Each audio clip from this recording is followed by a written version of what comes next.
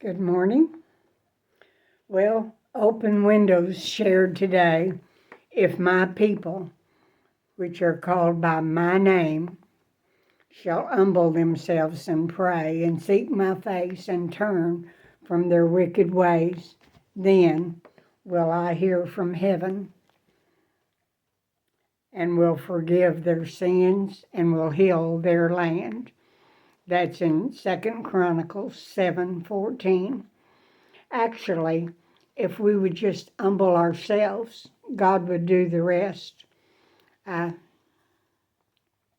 Pride insists on control, and we don't have enough wisdom to call the shots because we can only see this moment, and God can see what lies ahead. He sees the past, the present, and the future all at once.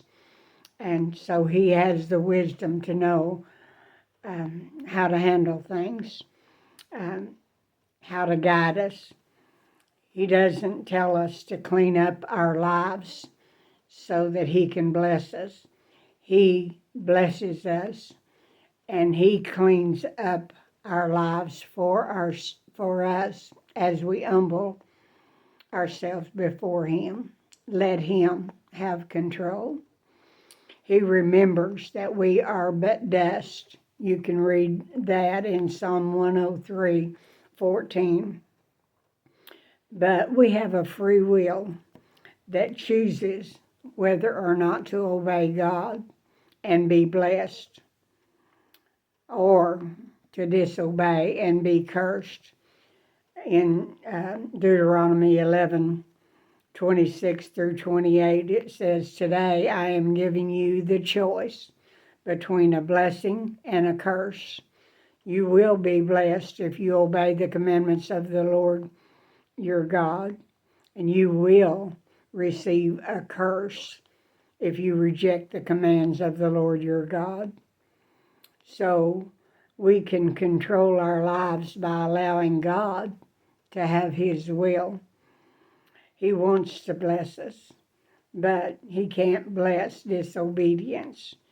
Hebrews 12:6 says, "For whom the Lord loveth, He chasteneth and scourgeth every son whom He receives." And then in verse 11 it says, "Now no discipline at the present seemeth to be joyous, but grievous.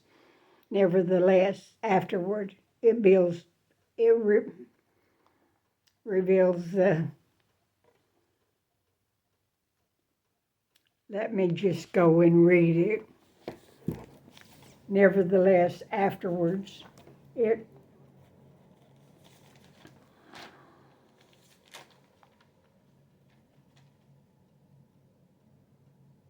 Hebrews 12:11.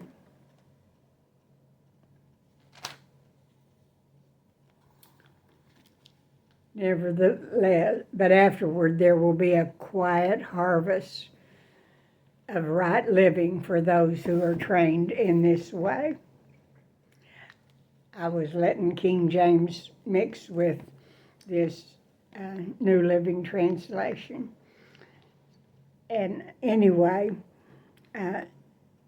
God has a way to guide us, but we have to yield ourselves to Him.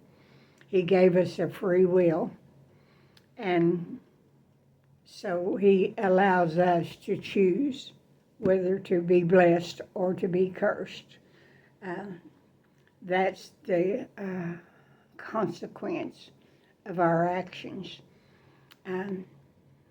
The obedient can affect the whole nation. Matthew 28:19 says, "Go and make disciples of all the nations, teaching them to observe what I've commanded you." So we are God's messengers, and the gospel of salvation is our message. We can read about it in 1 Corinthians 15:3-4. It says that Christ died for our sins. He was buried and He was raised from the dead on the third day. That's the gospel in a nutshell. That's what we are to proclaim to the nations, the message that we're to pass on. So, in order to humble ourselves, we have to be still and know that I am God. Psalm 46:10.